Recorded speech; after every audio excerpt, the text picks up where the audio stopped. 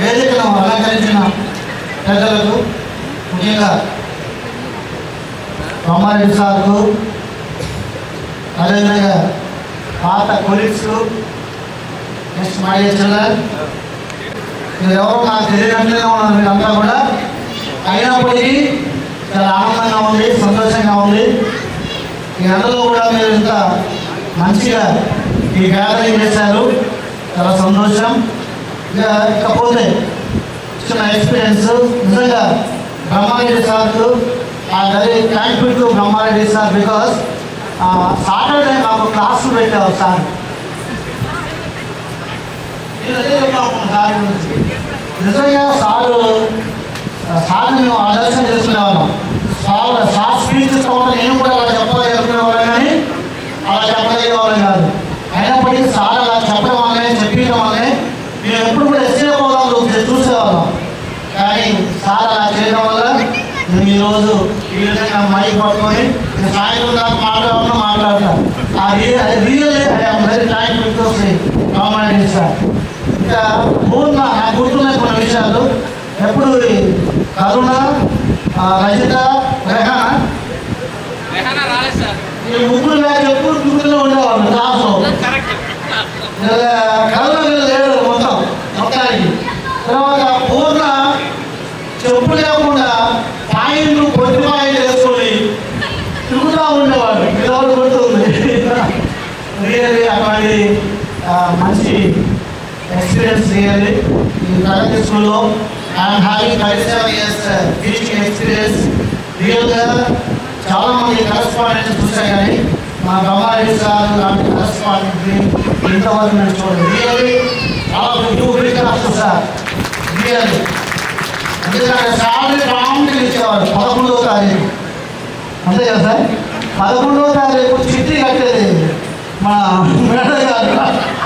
చిట్టి వస్తుంది ప్రాముఖ్యత ఇచ్చేవాడు. ఇంతవరకు ఏ స్కూల్లో కూడా మాకు ఇవ్వలేదు. చాలా ఎంజాయ్, చాలా మంచి కూడా అందరూ కూడా మర్చిపోయారు. కాబట్టి ముగిస్తున్నాం. Thank you.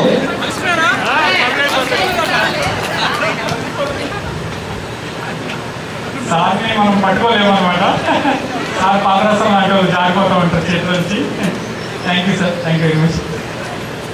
నాకు ఒక విషయం మర్చిపోయాను సార్, ప్లీజ్. మిర్చి బజ్జీ బ్రేక్ చెప్పా, కానీ స్కూల్ జరిగేటప్పుడు చాయ్ బ్రేక్ చెప్పలేదు.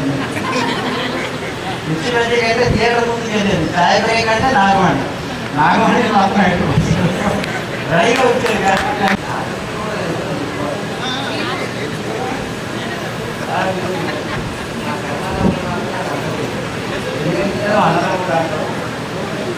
సరే గత బ్రహ్మారెడ్డి గారి గురించి నాకు కాలేజీ నేర్చుకుని బ్రహ్మారెడ్డి గారు ఆయన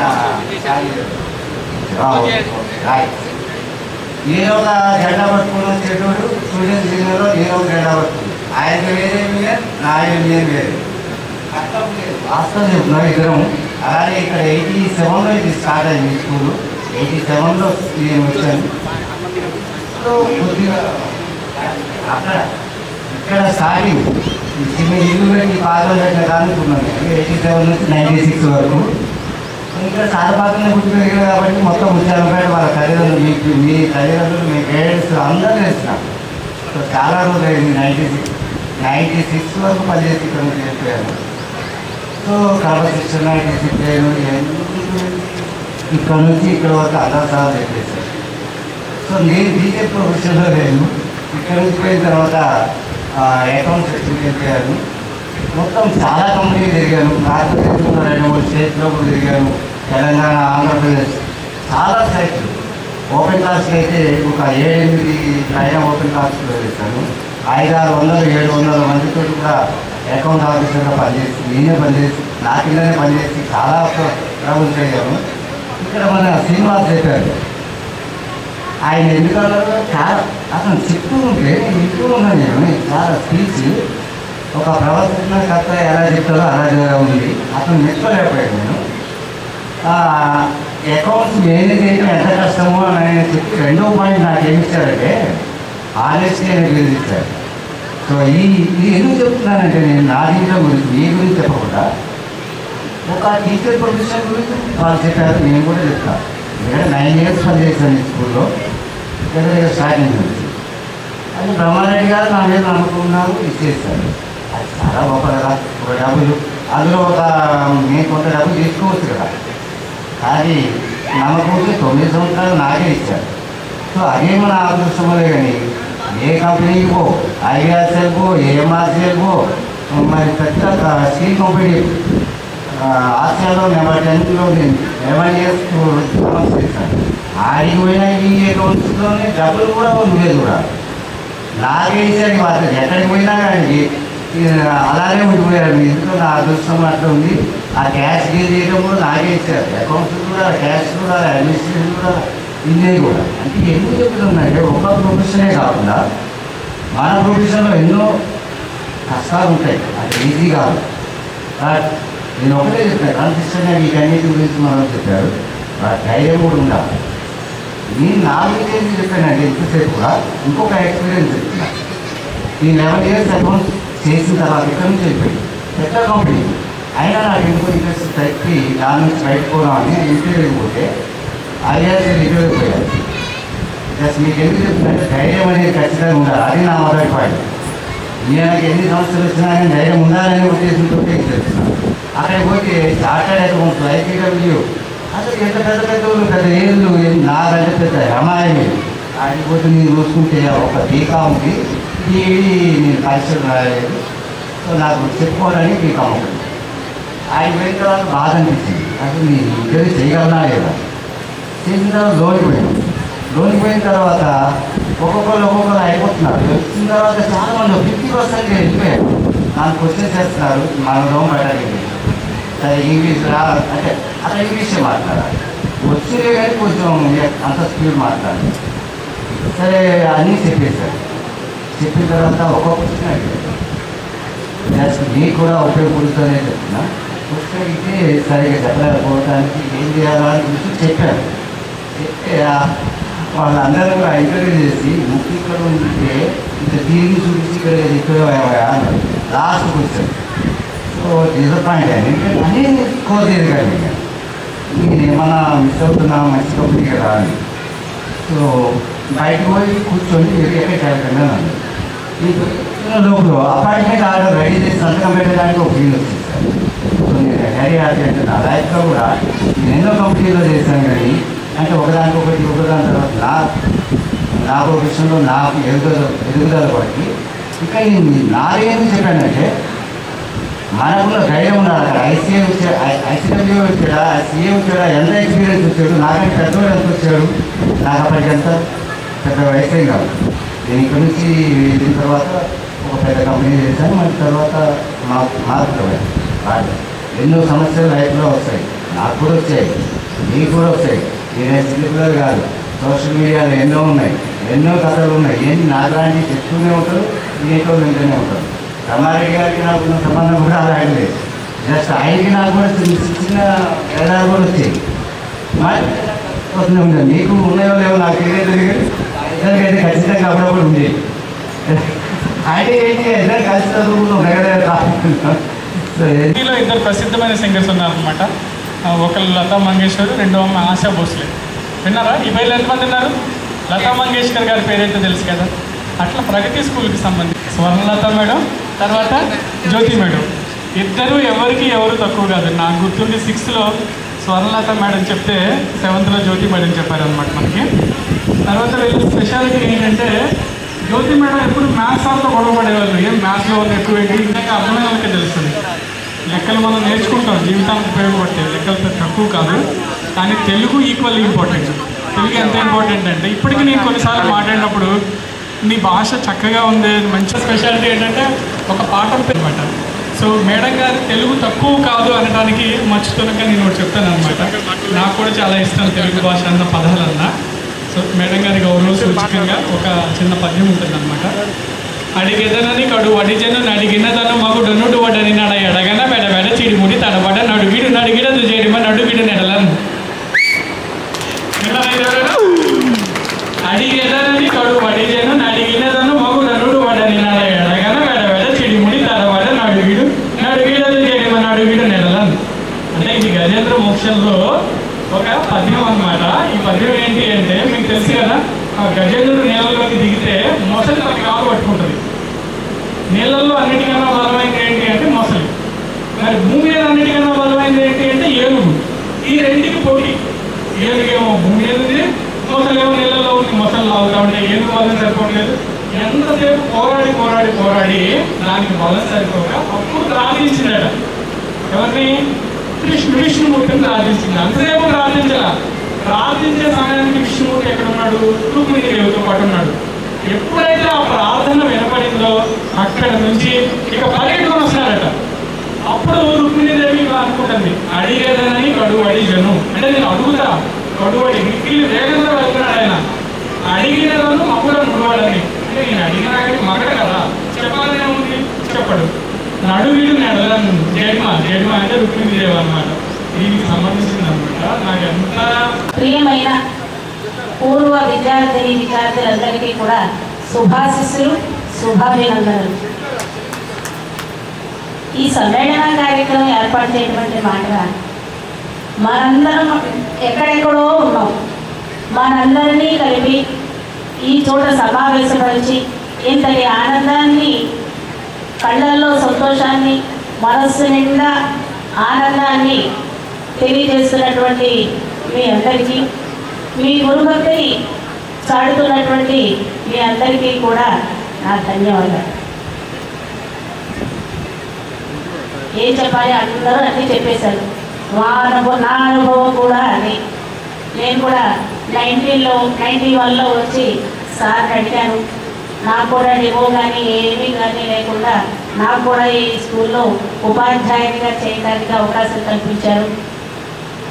ఆ తర్వాత మా పిల్లలిద్దరు సాయిరామ్, లల్లి, మీ అందరికీ తెలుసు.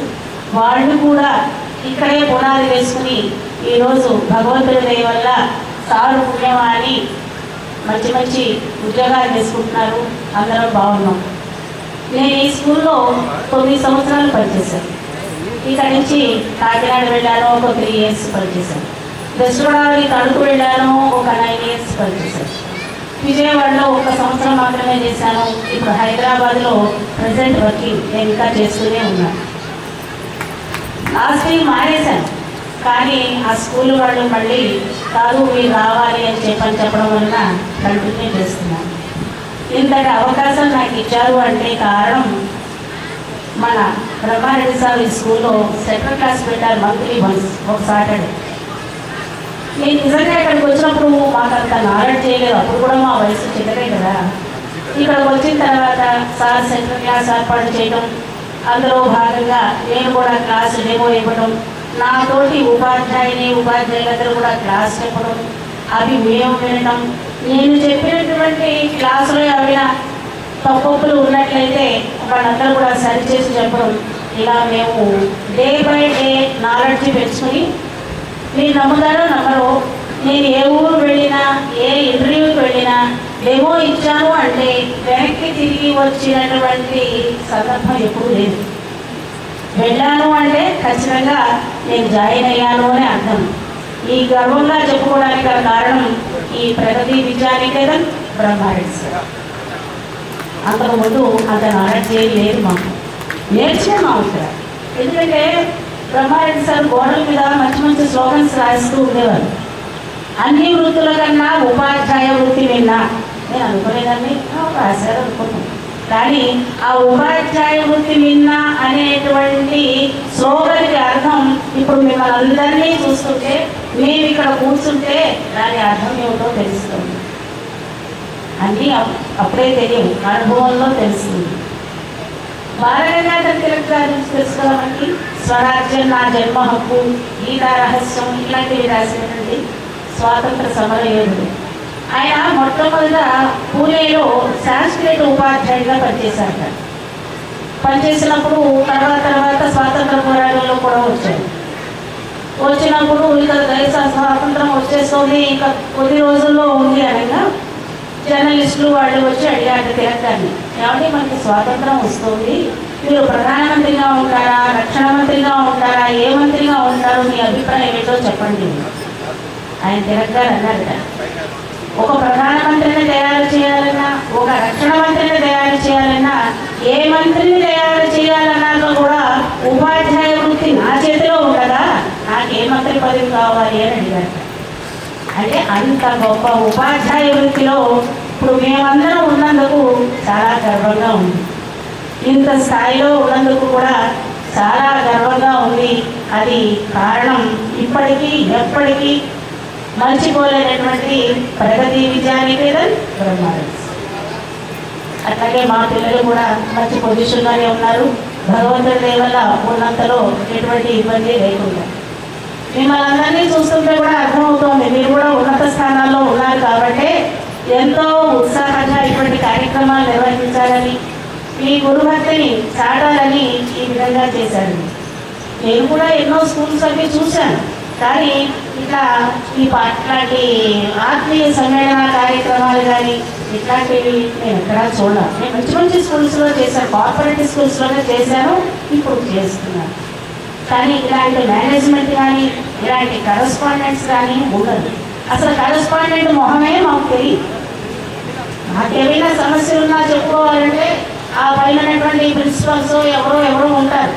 కానీ ఇట్లా ముఖాముఖి మాకున్నటువంటి సమస్యలను చెప్పి మేము ఇంతగా డెవలప్ అవడానికి గల కారణం ఈ స్కూల్. ఇంకా చెప్పాలంటే మీరే కాదు, చిన్నప్పుడు అల్లరి మేము కూడా చేసాం ప్రగతి విద్యానికేతన్. మా అల్లరి పిల్లలు ఎవరో తెలుసా, ఒక చివరి కూర్చున్నారు, ఇగో ఇక్కడ నేను సాల్వ్ చేయలేకపోయాను. బోస్ సార్ శర్మా సార్ దెబ్బలాడుకుంటుంటే 2 పేజీ నేను సాల్వ్ చేయలేకపోయాను, మధ్యలో నేను. అవునా కదా సార్? ఇప్పుడు కూడా అదే, కానీ వాళ్ళే ఊరుకున్నారు కదా అని చెప్పని ఊరుకున్నారు. పిక్నిక్ అనేక చోట్లకి వెళ్ళొచ్చాం నేను చాలా స్కూల్లో స్టే చేశాను కాబట్టి చాలా చోట్ల. మనకు మాత్రం స్పాట్ ఒకటే, ఏంటది మన ఆస్థానం, మన ప్రగతి విద్యానికేతన్ ఆస్థానం. చాలా పోయినా తక్కువ, వైజాగ్, సింహాచలం, నాగార్జున సాగర్, అది ఎక్స్కర్షన్. ఇది పిక్నిక్ స్పాట్. పొద్దున్న లేవడం, వంటలు చేసుకోవడం, సారి ఇష్టమైన కూరలు చేసుకోవడం, వంకాయ టమాటా సారి ఇష్టమైన కాదు అందుకని అవన్నీ చేసుకోవడం, క్యానెల్లో పెట్టుకోవడం, వెళ్ళటం రావడం. ఇంకేదైనా కావాలంటే మీకు కూడా ఏ రోజు ఎప్పుడు నాకు ఈ స్పాట్ ఆ స్పాట్ అనేవాడు కాదు. ఎలా ఉంటే ఎంత వెళ్ళాలి, ఎంత పడగా. అట్లాగే December 31 వచ్చిందంటే నైట్ 12 వరకు కూడా ఉండడం, ఆటలు పాటలు, సార్ ఏర్పాటు చేసిన డిన్నర్ చేయడం, ఎన్నో రకాలు. ఇటువంటి సందర్భాలు నేను ఎన్ని రకాల స్కూల్స్లో పనిచేసిన ఎక్కడ చూడడం. బెల్ కొట్టారా స్కూల్ చేయడం, బెల్ కొట్టారా ఇంటికి వచ్చాం, మంత్ కంప్లీట్ అయిందా శాలరీ ఇచ్చాం, అంటే బరాబర్. ఇటువంటి అవకాశం మరి ఇప్పటికీ నేను ఎక్కడున్నా కూడా ఇది మాది స్కూల్, సార్ కాదు, మా స్కూల్ మేము అని చెప్పుకుంటామంటే కారణం మరి సార్. కాబట్టి వీరందరూ కూడా మమ్మల్ని అందరినీ మర్చిపోకుండా ఇంత ఆత్మీయతను పంచి అభిమానంతో మమ్మల్ని అందరినీ ఇక్కడికి పిలిచి ఈ కార్యక్రమాన్ని ఏర్పాటు చేసినటువంటి మీ అందరికీ కూడా మరొకసారి ధన్యవాదాలు తెలుపుతున్నాను. మీరందరూ కూడా ఇక ముందు కూడా మంచి ఉన్నత స్థానాల్లో ఉంటూ మీ కుటుంబాలని, మీ తల్లిదండ్రులని, పెద్దలందరినీ గౌరవిస్తూ ముందుకు నడవాలని చెప్పి కోరుకుంటూ, మీరందరూ ప్రగతి స్కూల్లో చదువుతున్నారు కాబట్టి ప్రగతి పథంలో పయనించాలని చెప్పని కోరుకుంటూ ఈ అవకాశం ఇచ్చినటువంటి మీ అందరికీ కూడా నా ధన్యవాదాలు.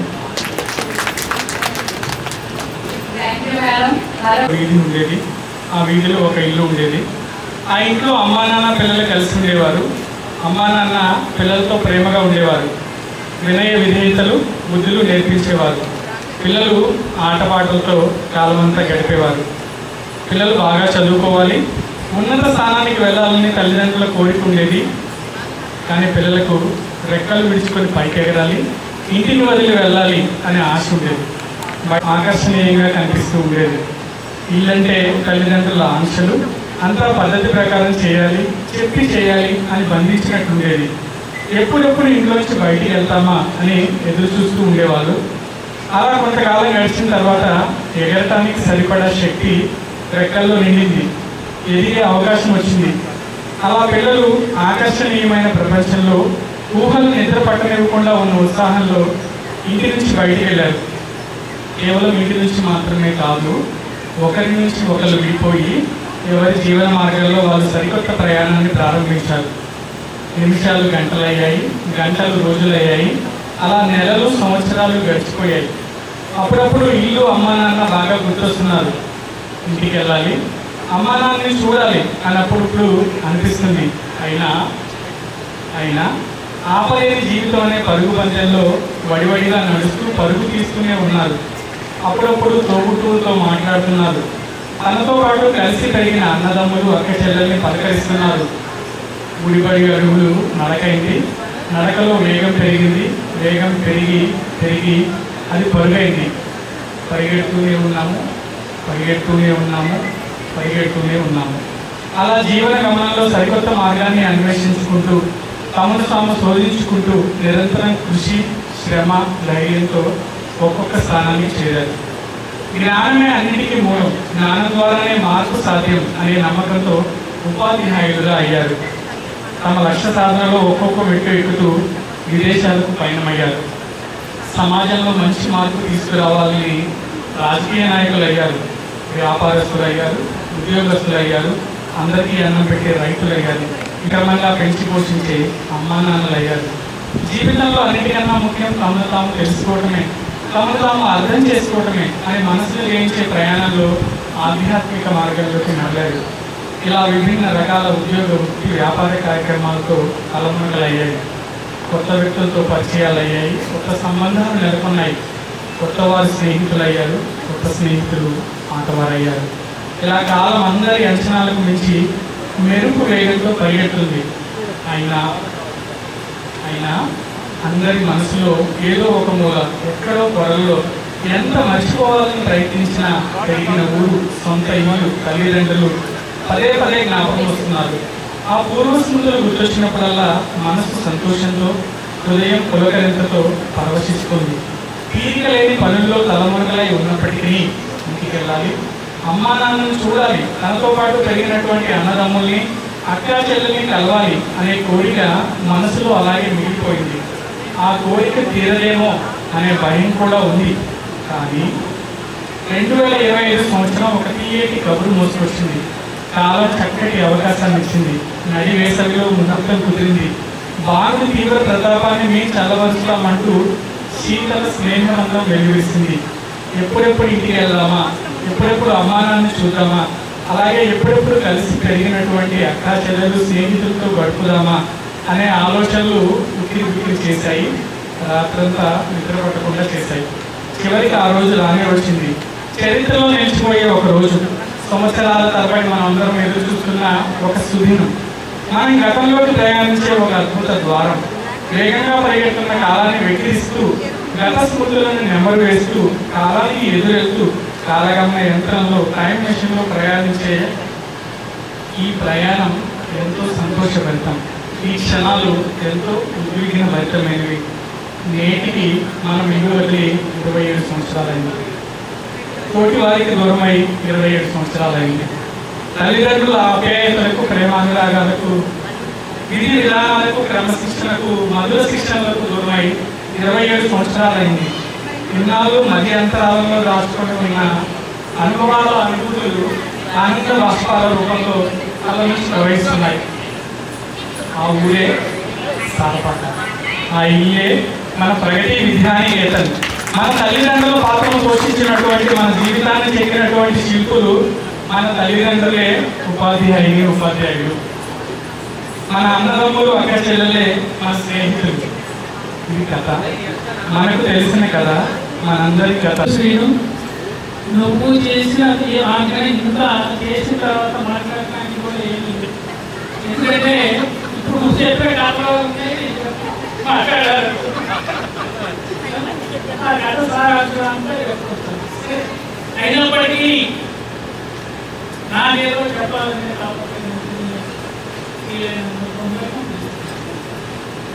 వేదిక మీద ఉన్నటువంటి నా యొక్క సహోద్యోగులు, ఉపాధ్యాయులు, వేదిక ముందు ఉన్నటువంటి పెద్దలు, నా శిష్యులు అమ్మాయిలు అబ్బాయిలు ఒకప్పుడు, ఇప్పుడు అమ్మాయిలు అందరూ కూడా ఆత్మీయులు.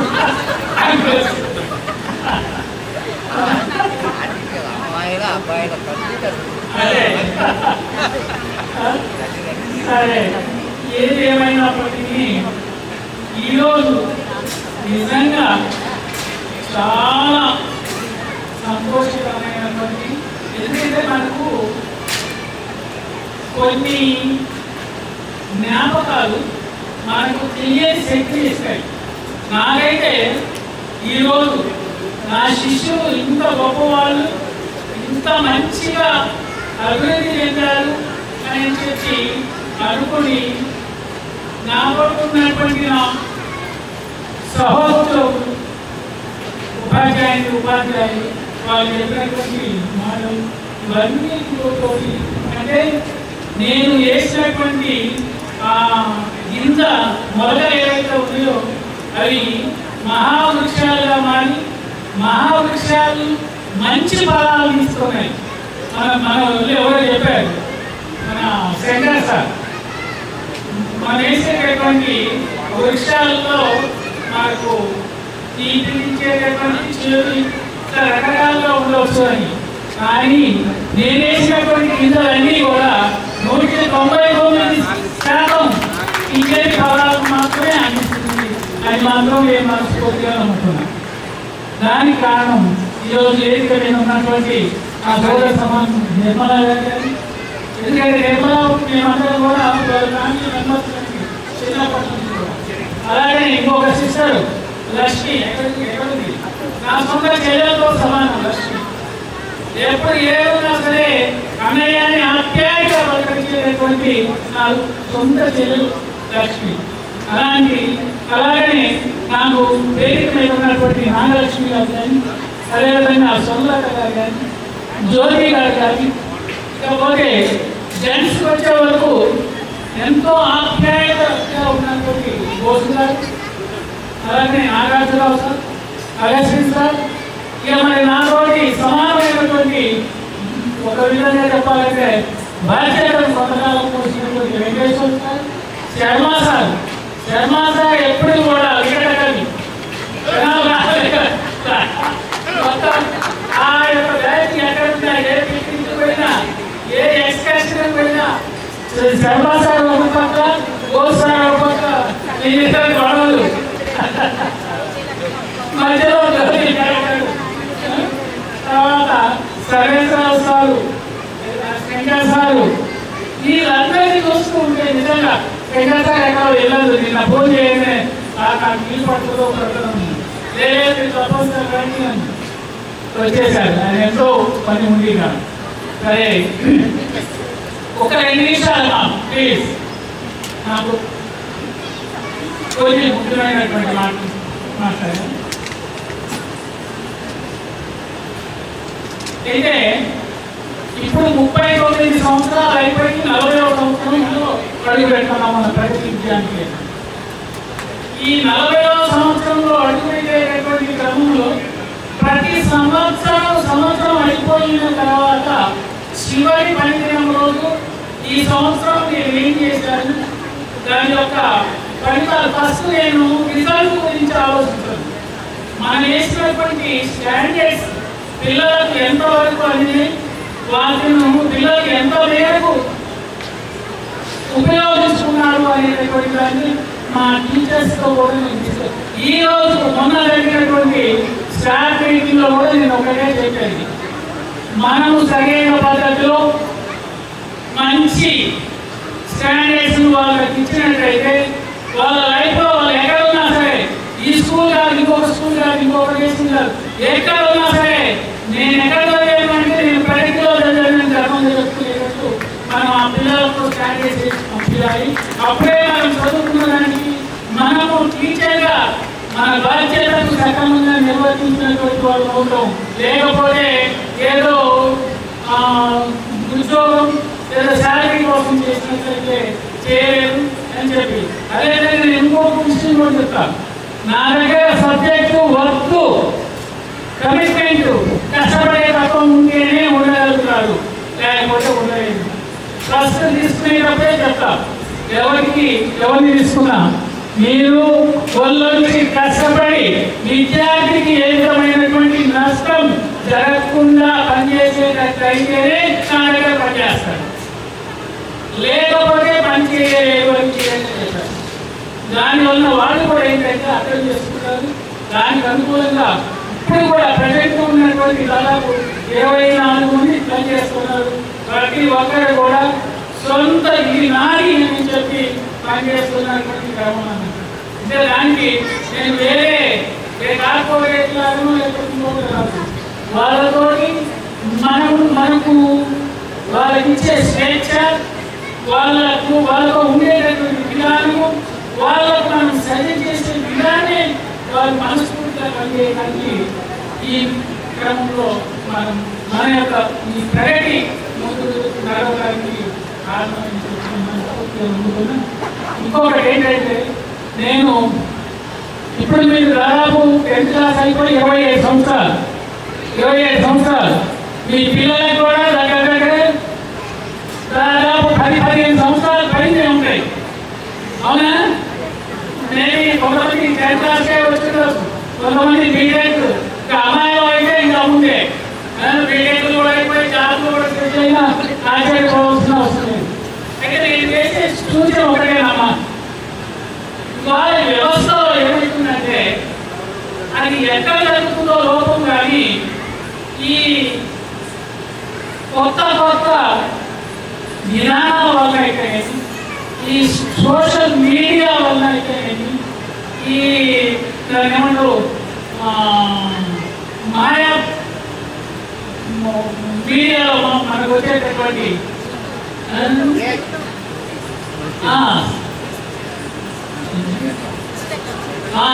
ఇన్స్టాగ్రామ్స్ కావచ్చు, అంటే చాలా మంది ఫైనాన్షియల్ గా దెబ్బతినడానికి ఈ మధ్య కాలంలో చాలా మంది వాళ్ళ పిల్లలను చంపేసి, నిర్దాక్ష్యంగా వాళ్ళ పిల్లలను చంపేసి వాళ్ళు సూసైడ్ చేసుకున్నటువంటి న్యూస్ కలిగితే చాలా హృదయదాయకమైనటువంటి.